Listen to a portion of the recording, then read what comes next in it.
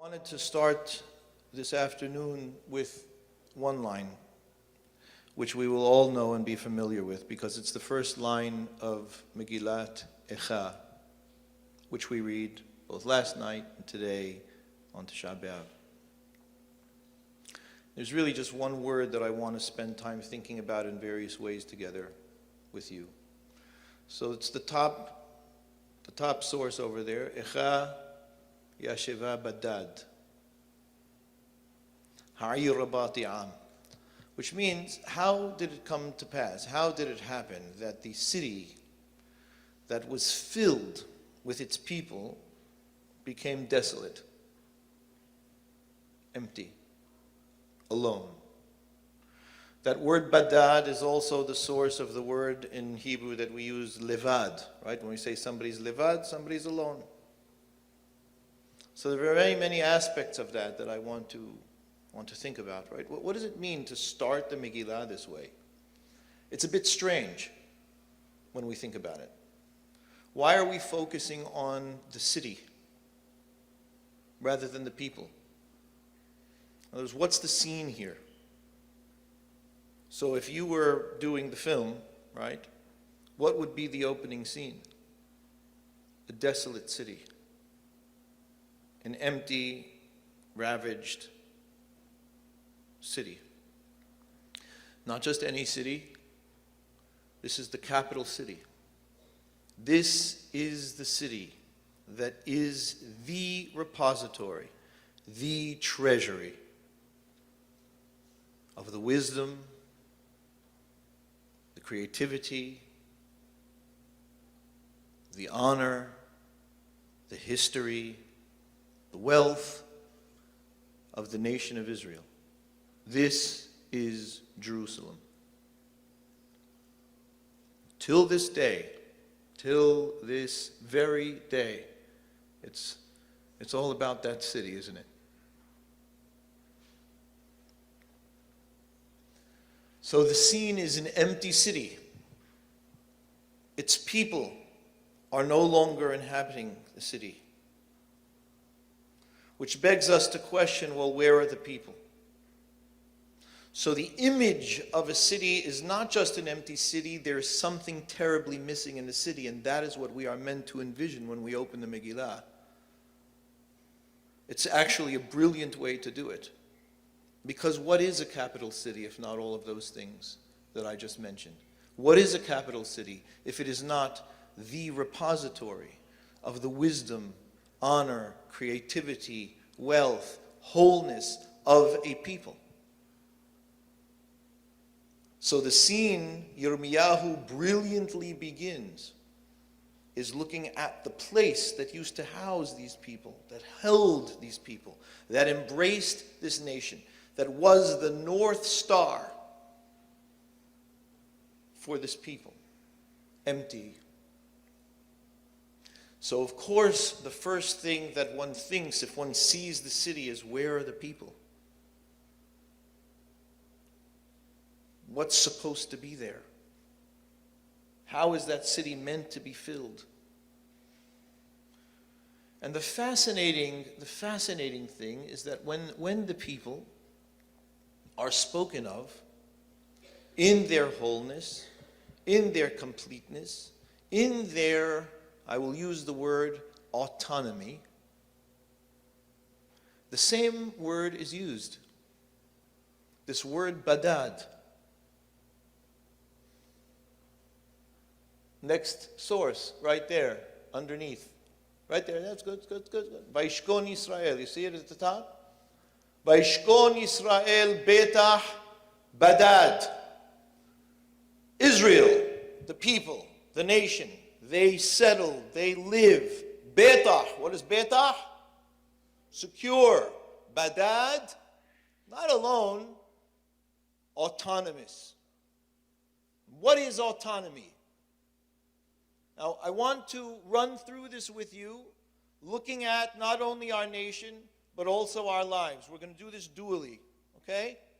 So we're going to look at, because these principles at the end of the day are in aggregate. When you have a principle for a human being, how it is that a human being lives, the human condition, the nature of our lives, it manifests in aggregate for the entity as a whole. So we're going to look at this with regards to Israel, and we're going to look at this with regards to our own lives. Badad, in that second source, is autonomous. And what does it mean for a human being to be autonomous? What it means is that this human being feels whole, complete, worthy of existence in and of oneself. And when a person who is autonomous is in a relationship with someone, they feel a sense of independence as opposed to codependence. Yes? There's sharing, there's enjoyment, there's interaction, but there's a sense of independence. When that person who is autonomous is alone, there is wholeness. There is I am. And that is what it is speaking about with regards to Israel. This nation, in its ideal state, is badad. It is autonomous. It, when it is in a relationship, if it is engaging with other nations, it has a sense of independence. And perhaps it shares, enjoys, interacts in wholeness. And when it is on its own, it is independent. It is autonomous. It is whole in and of itself.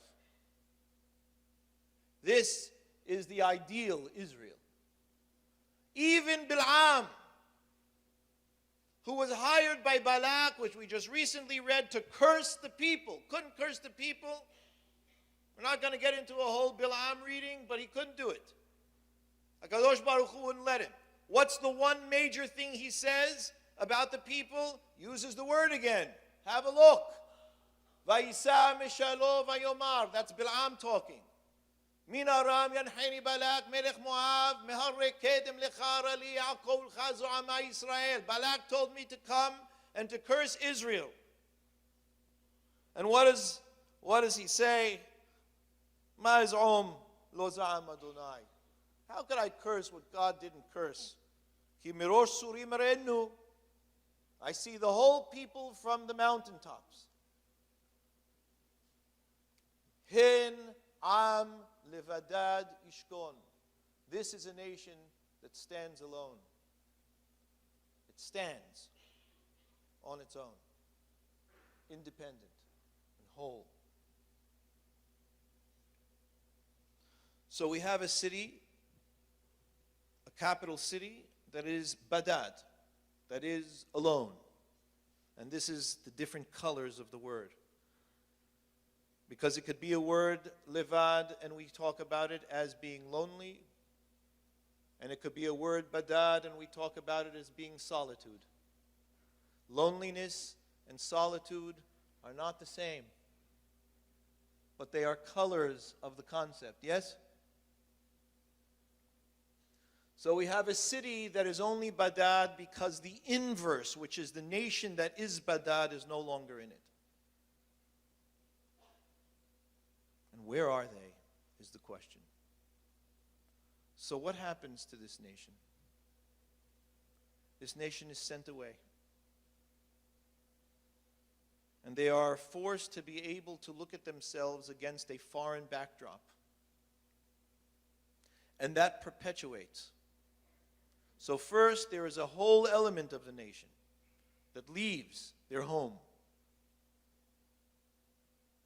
And they are taken and dispersed by the Romans, which is the most recent. It's only about 2,000 years.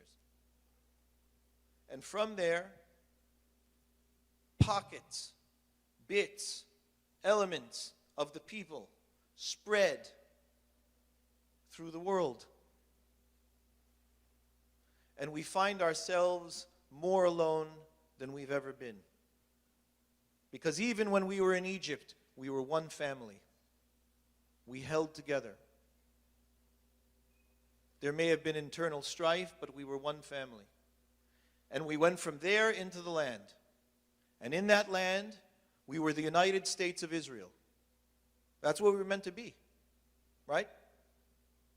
I mean, the whole thing, we come into the land, and there are delineations as to where the tribes need to sit, where they're supposed to be.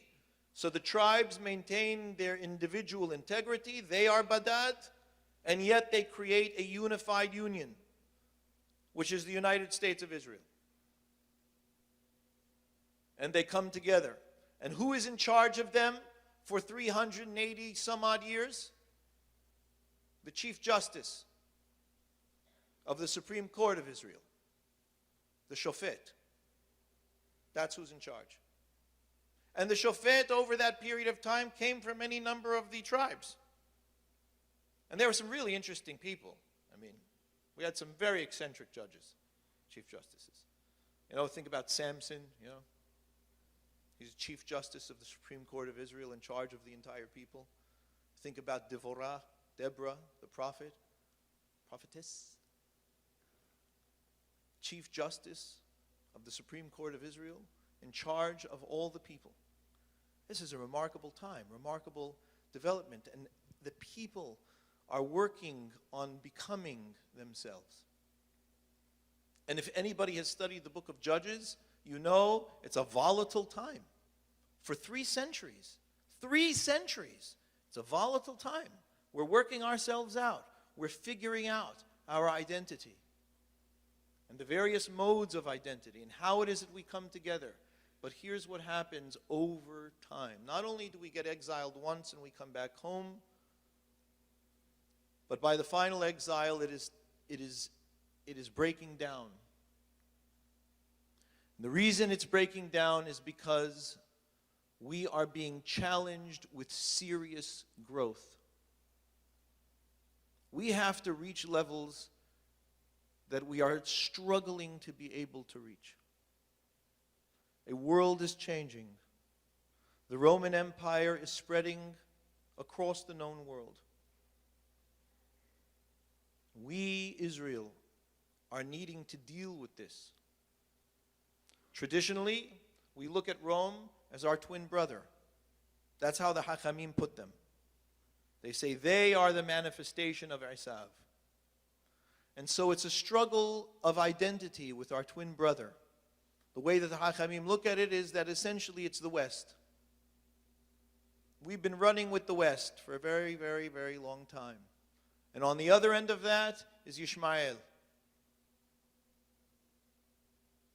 who's giving us a particularly hard time at the present moment. May HaKadosh Baruch Hu watch over Israel and give it strength to defend itself and fight properly. And so we struggle with who we are. And we have trouble holding it. And we are sent away.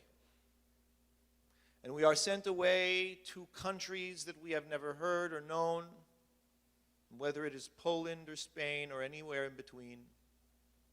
And we are alone. And what happens when we are alone? For many of us, that is a terribly uncomfortable question. What happens when we are alone? And I ask you this now as individuals because we can relate to the nation based on our own lives. There's something about it in life, in general. For so many of us, we need to deal with being alone. And what I mean by that is in simply our own company and nothing else. So I encourage you to consider when you find yourself in that state, how do you run?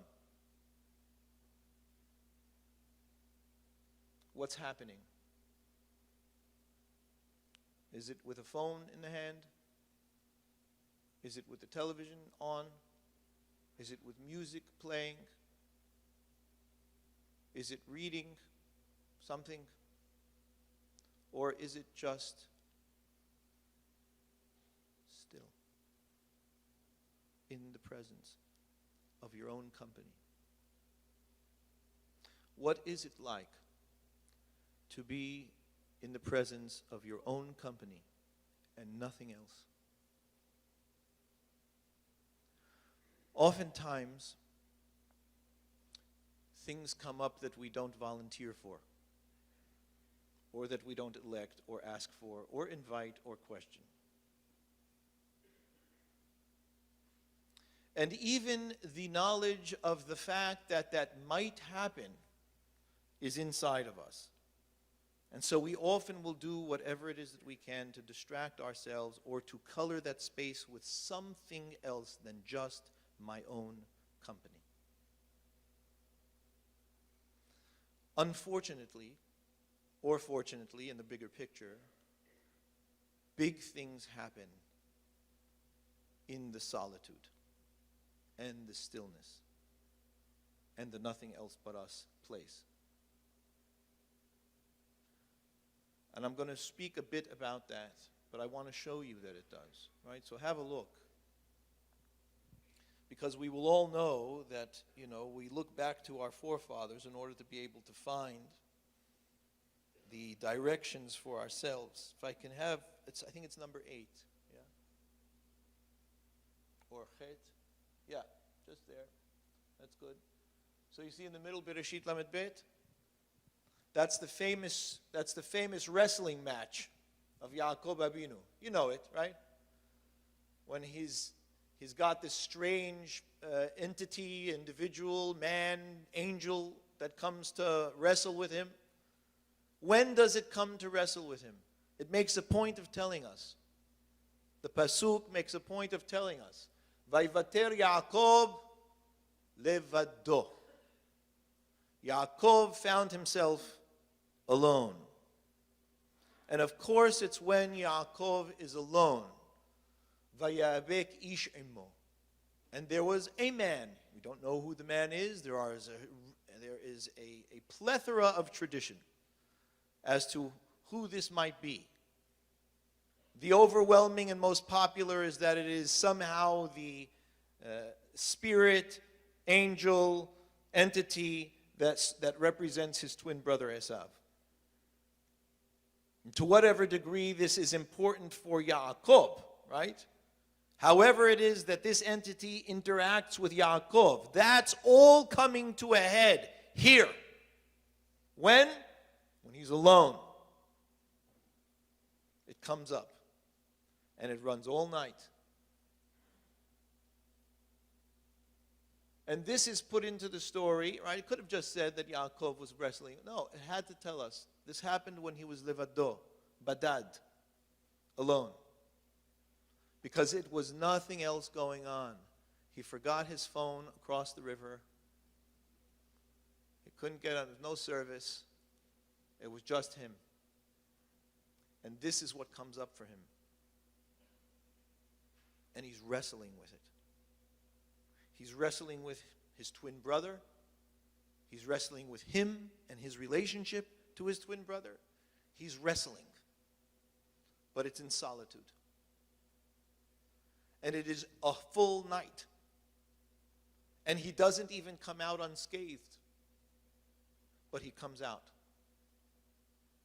And it is only after that wrestling match that he is told by this peculiar entity, Vayomer lo Yaakov yamer od shemcha ki im Yisrael.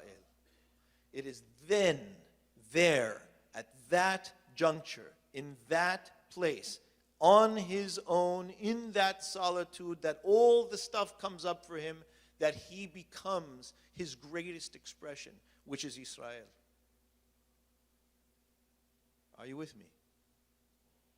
So the question is, what happens for us when we're alone?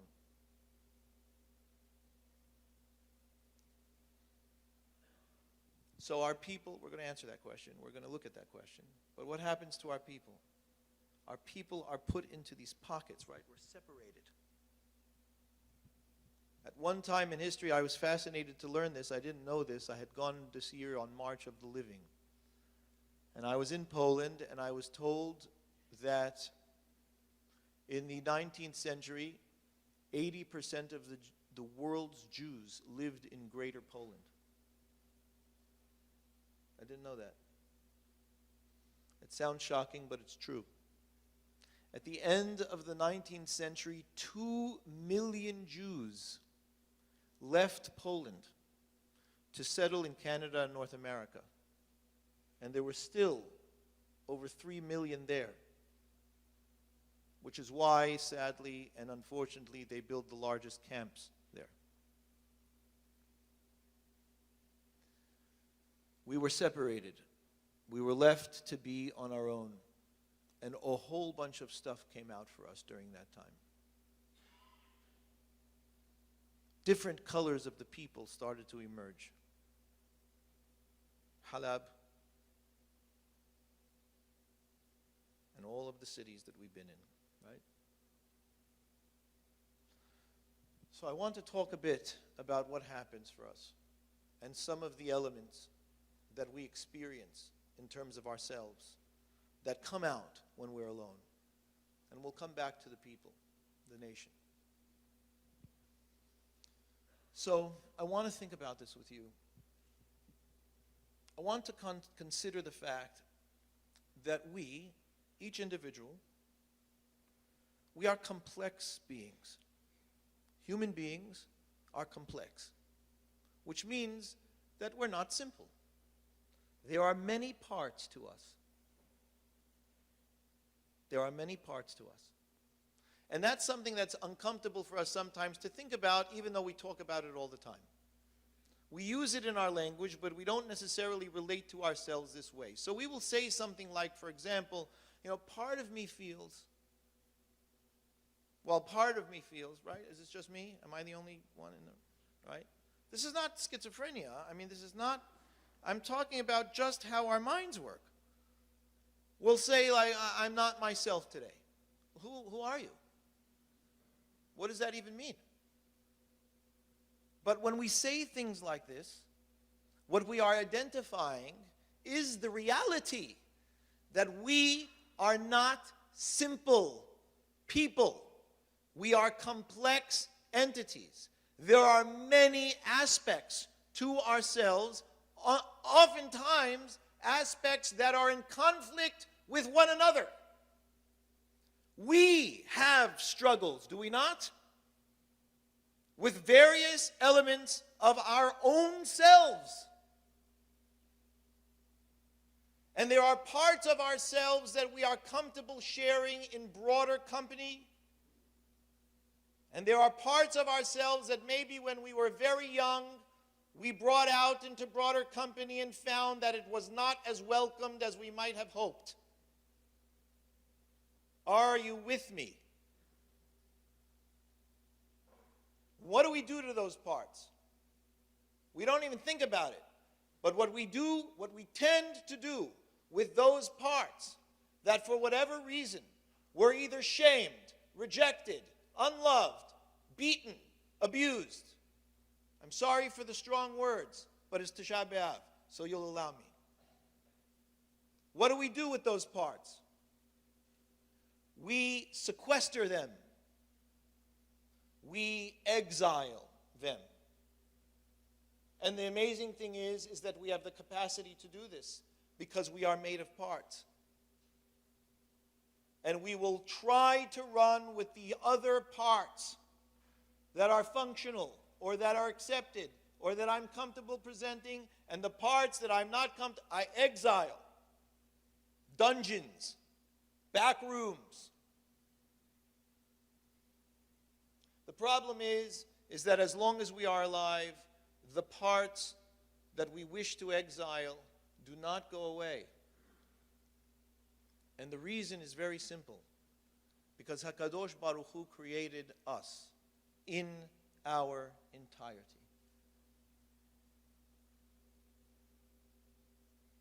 Every part. And if we are going to grow into a whole human being, we have to do it with every part of ourselves. And so we exile parts, but they don't go away. Somehow they manifest. And when they are exiled, they cause all kinds of misbehavior. Because we're not running on kilter. We are off kilter.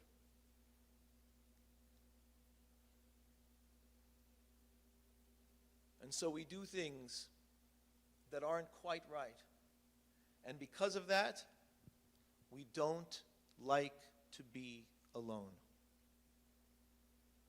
Because it's in that solitude, and in that quiet, and in that stillness, that all of it comes out.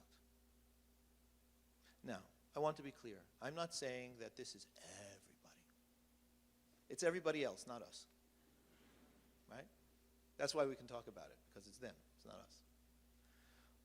Whatever it is, what I'm simply suggesting is, to whatever degree this may be, it is important for us to at least be aware of it, even if, at the very least, it is helpful for us to be aware of it in someone else that we love,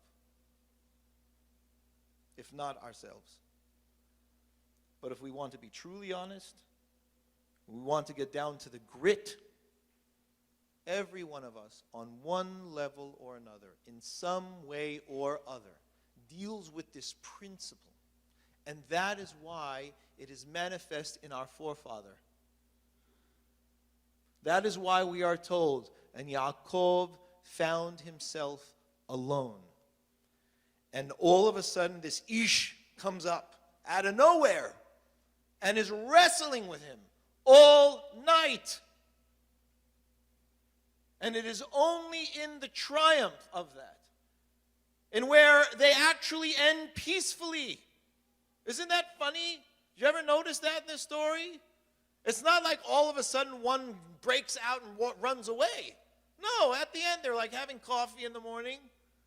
And they're like, by the way, what's your name? You don't need to know my name. Not a big deal. Well, I'll tell you what, I got a name for you. Because I got to go. I'm a little bit late for my, This is what's going on in the story. A little bit, got some time. But before I go, you Jack, you're Yisrael. Now, after all of that, I can call you Yisrael. Hazak Baruch.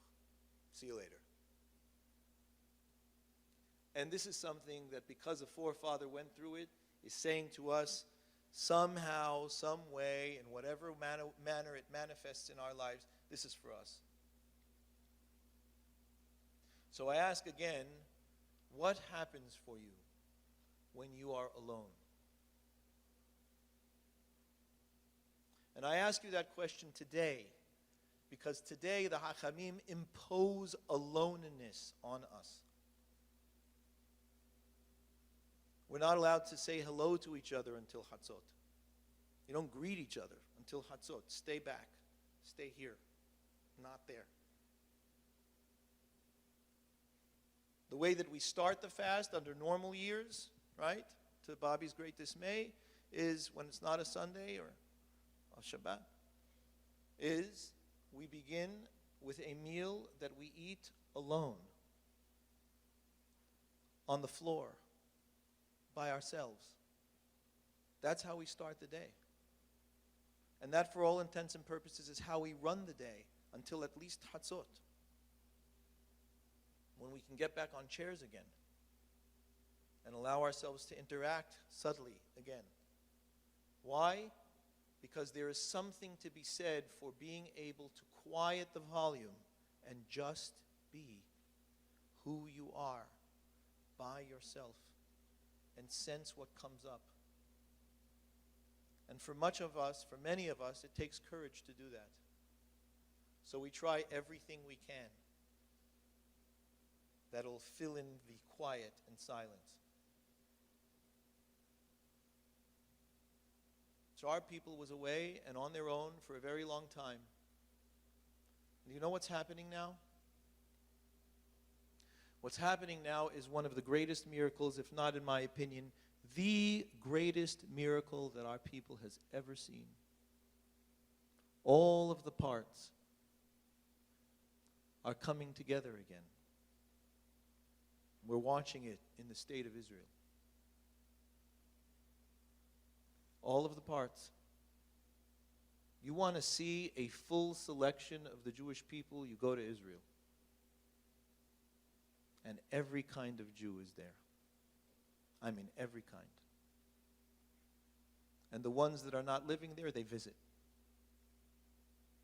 And so you have the most remarkable intermingling of these parts that for so long, for almost 2,000 years, were isolated, sequestered, exiled. And like I said, when there are parts that are exiled, there is shame, there is overcompensating, there's all kinds of things that happen. And you are seeing a nation of people converge in their ancestral land that was once Badad. And in not even a human lifetime, they are flourishing under the greatest stress, oppression, and existential threat. But is it not true that when you think of an Israeli in your mind and you think of a Jew, you're not thinking of the same person? I mean, I'm just saying. Like, Israeli, whatever comes up in your head, Jew, whatever comes up, it's not the same. You know why it's not the same? Because it's a national entity. And you know what I'm seeing in Israel? And this is just my personal observation, so you can toss this in the rubbish, as they say back where and on the other side of the pond, if you don't like it. But you know what I'm seeing? I'm seeing a nation of people who are beginning to think of themselves first as citizens of a country, and second, as what kind of Jew they are. Now, that's not to say that there isn't conflict and there aren't arguments and there aren't, there's plenty of that. It's a family. That's what we do. But I'm watching the younger people in that country thinking first, they don't even realize this, but first thinking that they are citizens of a country, and then what kind of Jew they are. And that means that the parts are coming together, and we're seeing something new as a result of those parts come together. We are seeing a whole nation emerge. Are we there yet? Absolutely not. And that's why when people ask, why are we still doing Tisha B'Av? Look at Jerusalem, it's flourishing. You get the greatest arayes and pita and falafel, and you walk into the shuk and the whole thing is great, it's great. We're not there yet. We're not there yet. You know how you know when we're there? When you can look at another Jew that you otherwise would not speak to and recognize that you need them and that it's time to take them out of exile and to bring them into the family. And I put that to everyone. I put that to myself, really. Because there's always that, right? That's what's happening with us. There are those Jews which we don't even think of talking to. We don't even entertain an interaction with. And you know what? The reality is, you don't necessarily have to. But what you must not do, what we must not do, is look at that Jew and say, we don't need them. No. We need them. They are part of the whole entity that is Israel. And whether we know how they fit in or don't know how they fit in, whether we want how they fit in or not, that's not our business. Let happen what happens. You know how the soldiers that fought in the Independence Day War spoke to each other? They couldn't. They couldn't even speak the same language. They just said, Acharai. That was it. We're growing as a national family. And what we must not do is look at another Jew and say, we don't need that one. And we have to consider what it is that we are seeing in our brothers and sisters that make us feel uncomfortable. And the better thing would be to ask, what is in me that gets ignited when I see it? Because we can know that we are done with Tisha B'Av when we can look at another Jew, regardless of how they dress or how they speak or what they're keeping or what they're not keeping or how they're doing, and recognize, you are my brother and my sister. I may not agree with how you're living your life, and that happens in family. But if you need me, I'll be on the next plane. If you need me, you're my brother, you're my sister, I will be there. I mean, think about the fact that that Jew, again, the Jew that you don't usually talk to or you don't recognize as being productive. Imagine you're the only two people in China. Who do you talk to first? Who do you look to? It's your family. It's our brothers and sisters. And we have spent enough time alone in our silos. And we are coming together in ways that nobody could ever have imagined. It is the greatest miracle that our people has ever seen. And we've had our share. And on this day, if we are going to do something about it, if we are going to come out of the isolation, if we are going to bring the exiles back, we need to bring the exiles back. We can't just wait for some magic. We need to choose to bring the exiles back. And what I'm saying is, we don't have to agree with how our brothers and sisters live their lives. But we have to recognize that they are our brothers and sisters. Struggle as we may. And so I bring that down back to us as individuals. What are the parts that are in exile? What are the parts that we refuse to see, look at, interact with? What do we need to allow ourselves to see and recognize inside that we have kept away for however long we have? Why? In order to be whole, complete, autonomous, independent individuals, the ones that God created. That work, and it is work, that work is the most important work of our lives. It is the one thing that HaKadosh Baruch Hu asks us to do. It is the only thing that only we can do. When HaKadosh Baruch Hu says to Avraham Avinu, Lech Lecha, that's precisely what he's telling him. Abraham, you need to go and find yourself. Step away from all of the familiar and go and find yourself. It's Hillel Hazaken saying to us, you know it, Imena Nili. We've said it so many times, but how powerful is it? Only we can do it. But it is important for us to recognize that we are parts, and there are parts that are exiled. And that if we are going to be whole and autonomous and complete and shalem in shalom, those parts need to be seen, recognized, and incorporated back into the wholeness of who we are. How do I know that there's parts? Because that's what the Hachamim talk about when HaKadosh Baruch Hu created us. It says, "Vayitzer Adonai Elohim et ha'adam afar min ha'adama." I'm going to bring up a source for that. It's 13. Yeah? Did we lose Joyce? Can we get 13 up on the screen? Is that okay? Thanks. There we go. At the top. Vayitzer Adonai Elohim et ha'adam afar min ha'adama vayipach be'apav nishmat hayim. You know what the Hachamim say Vayitzer? It says it has 2 yods. You see it? Say it has 2 yods. What's that for? The next source in Berachot, it says, Vayitzer Adonai Elohim et ha'adam b'shnei yudin. Why 2 yods? Shnei yetzarim. Yetzer tov and yetzer ra. So you say, well, isn't yetzer hara what we're supposed to get rid of? Well, it's only Ra because it's been exiled. Or there's something about it that we're not incorporating into our lives. How do I know that? It's a phenomenal midrash.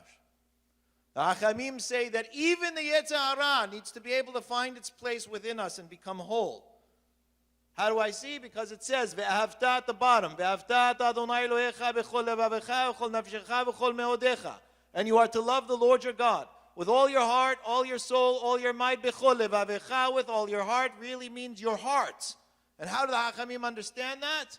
B'shnei yesarecha, b'yetzer tov v'yetzer ra. How do you love God? Both yetzers. Well, isn't Ra by definition one that isn't loving God? No. No. It's all a matter of how it is that we're behaving and how it's manifesting in our lives. So I'll tell you off the sheets something the Hachamim say that's fascinating. They say, they used to think that a person who was born in a particular time might have influence on the person. They say if a person is born with Mars dominant, they're going to like blood. That's what Hachamim say. It's not important right now. We're not discussing whether, but I'm just giving to you as an example. They're like blood. What will happen with this person?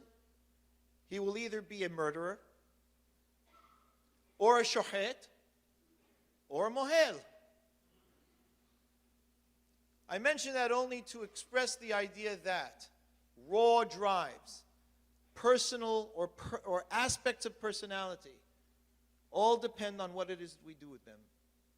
And if God created us, we have the capacity to be able to make them whole and complete and fun and function and direct them into meaningful ways. And that is the work of our lives. It's the work of our lives as individuals, and it's the work of our lives as a nation. We are under threat, the nation.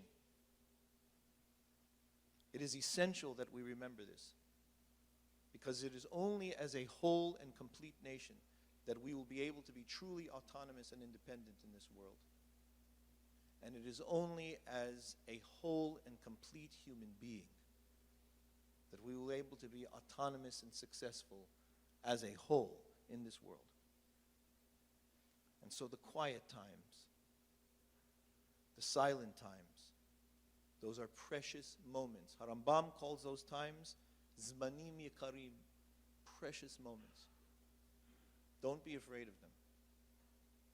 See what it is that happens in the silence, and examine what it is that we might do in order to be able to find that time and be able to be present and whole with ourselves in that time. It is the work of our lives. Tizku b'nechamat Zion.